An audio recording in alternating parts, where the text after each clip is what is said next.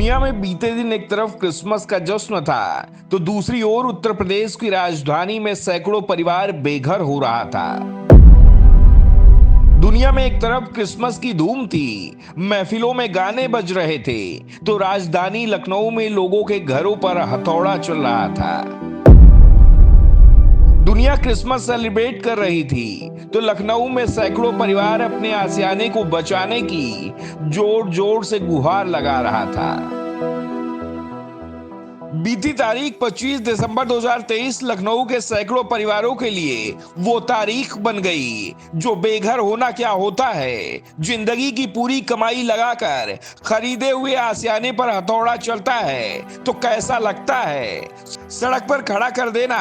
क्या होता है, बिना छत के कड़ाके की ठंड में ठिठुरना क्या होता है, अपने ही आशियाने को ढहते हुए देखना क्या होता है। बेलगाम हथौड़ा आशियाने पर उम्मीद की छत पर महफूज दीवार पर दनादन जब चल रहा होता है तो आशियाने पर हथौड़ा नहीं चलता,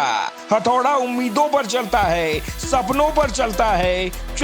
कलेजे पर चलता है। एक तरफ जब समूचा देश और विश्व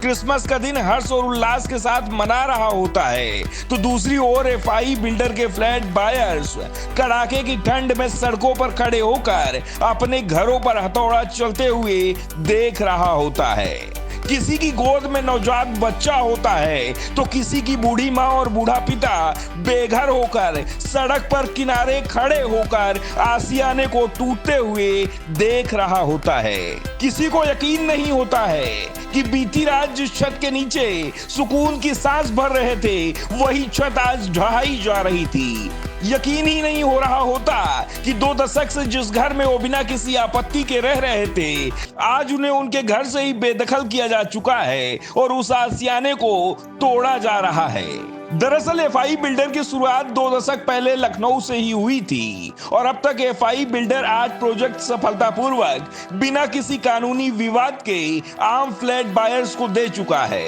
साल 2023 तक एफआई बिल्डर करीब 1000 फ्लैट सफलतापूर्वक फ्लैट बायर्स को सौंप चुका है। एफआई बिल्डर के व्यावसायिक विरोधियों द्वारा एफआई बिल्डर के खिलाफ माफिया व अराजक तत्वों के साथ संबंध होने की झूठी, भ्रामक और मनगढ़ंत खबरें उड़ाई जाती हैं और समाचार पत्रों व उनके पत्रकार जनों को इन भ्रामक खबरों को छापने के लिए गुमराह कर दिया जाता है।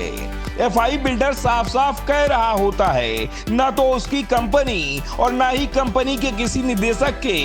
अराजक तत्वों से संबंध हैं और ना ही भविष्य में होंगे, लेकिन फिलहाल बिल्डर के खिलाफ कार्रवाई जारी है। दरअसल जिस टॉवर पर बीती रात हथौड़ा चला लखनऊ के बार्लिंगटन में स्थित है। इस एफआई टावर का निर्माण साल 1997 में शुरू हुआ था और जैसा कि फ्लैट बायर्स को वादा किया गया था 1998 में प्रोजेक्ट पूरा हुआ और सभी फ्लैट बायर्स को पजेशन समय के साथ दे दिया गया। एफआई टावर के निर्माण के लिए लखनऊ विकास प्राधिकरण, जिला प्रशासन और शासन की पूर्व विधि पूर्वक समस्त प्रक्रिया को पूरा करने की मंजूरी मिली थी। एफआई टावर के बेहतर फ्लैटों के निर्माण और समय की डिलीवरी से प्रभावित होकर कई आम शहरियों ने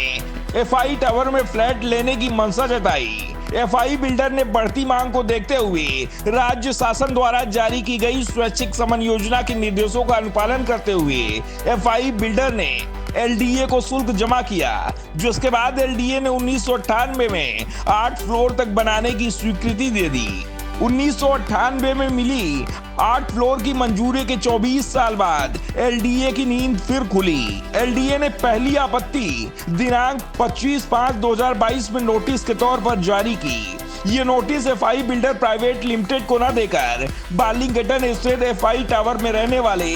निवासियों की संस्था रेजिडेंट वेलफेयर एसोसिएशन यानी आरडब्ल्यूए के सचिव को भेजा गया, जबकि आरडब्ल्यू के सचिव को वैधानिक तौर पे ना तो नोटिस देने का जवाब है, ना तो नोटिस का जवाब देने की जिम्मेदारी थी और ना ही निर्माण से संबंधित किसी प्रकरण में उनकी भागीदारी थी। एलडीए ने एफआई बिल्डर प्राइवेट लिमिटेड को निर्माण संबंधी आपत्ति नोटिस पहली और अंतिम मौके के साथ दिनांक 1/5/2023 को जारी किया, जिसका विधि पूर्वक और तथ्यों के साथ जवाब दिया गया।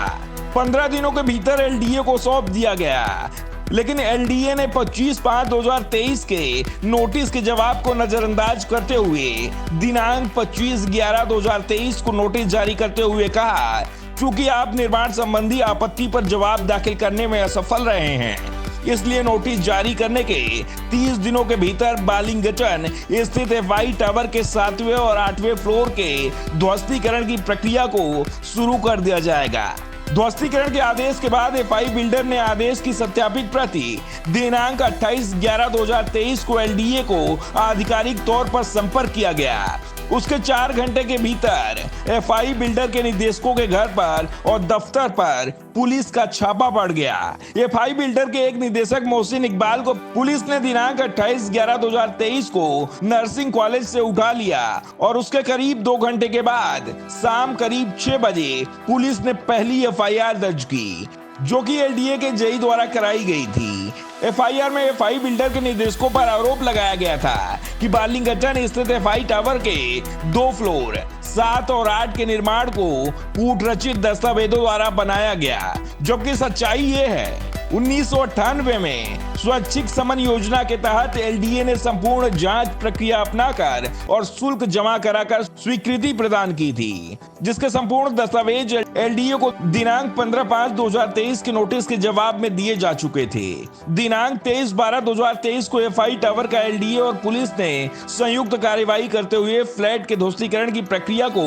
एक तरफा शुरू कर दिया। हालांकि माननीय इलाहाबाद हाईकोर्ट की लखनऊ खंडपीठ ने फ्लैट बायर्स की याचिका पर विस्तृत सुनवाई के बाद ध्वस्तीकरण की प्रक्रिया को प्रथम दृष्टया गलत पाया और अंतरिम रोक लगा दी। पूरे प्रकरण में एफआई बिल्डर के खिलाफ एक तरफा कार्यवाही करते हुए एफआई बिल्डर को कटघरे में खड़ा कर दिया गया है। लेकिन इन सब के बीच सबसे बड़ा खामियाजा आम फ्लैट बायर से ही उठा रहा है, जिसने अपने जीवन भर की कमाई इन फ्लैट को खरीदने में लगाई थी और उन्हें अवैध बताकर तोड़ने की एक तरफा कार्यवाही की जा रही है। फिलहाल एफआई बिल्डर का कहना है देश की न्यायपालिका और उत्तर प्रदेश की सरकार पर पूरा भरोसा है कि जो भी अनुचित और गैर कानूनी कार्यवाही की जा रही है उस पर तुरंत संज्ञान लिया जाएगा, जिससे आम बायर्स के साथ हो रही जाति को तुरंत रोका जा सके एवं माननीय हाई कोर्ट के आदेश का उचित समय अनुपालन हो सके।